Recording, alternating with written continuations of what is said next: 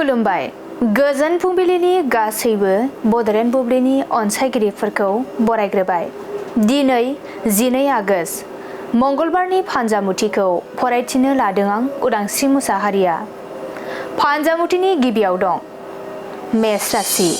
नोंथाङा सानस्लाबनो हायैयाव गोरोन्थि हाबा मावफ्लांगोन, साजा मोननो गोसोआव गिखांनाय फैगोन। वृष राशि।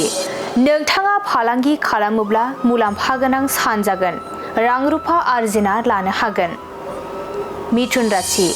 नखराव जुलि जायालासे थानाय दंब्ला गोदान रादाय खानो हागोन, गोथार सान। कर्कट राशि। नोंथांनि आखायाव थानाय रांखावरिफोरा जामलांगोन, असान्थियैनो साना बारलांगोन।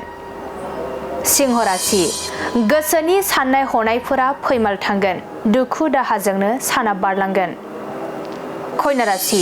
मोजां मोनलायनाया जाफुंगोन, गोजोन खुसियै थानो हागोन। तुला राशि। नोंथांजों सुथुर जानानै थानाया जोबस्रांगोन, बयजोंबो अनलायनानै थानो हागोन। वृश्चिक राशि।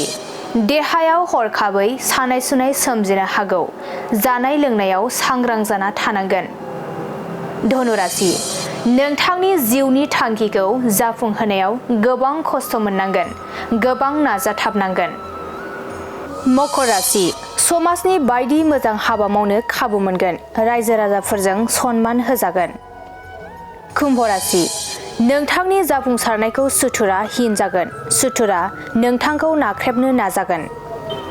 मीन राशि। गोसो थोनायनि बान्दोआव गोग्लैगोन, गोसोआ उरां फारां जागोन। दिनै सानसेनि राशि फरायथिनायाबो एसेनोसै। आसा खालामो नोंथांनि दिनैनि साना मोजाङै मोजां थांगोन।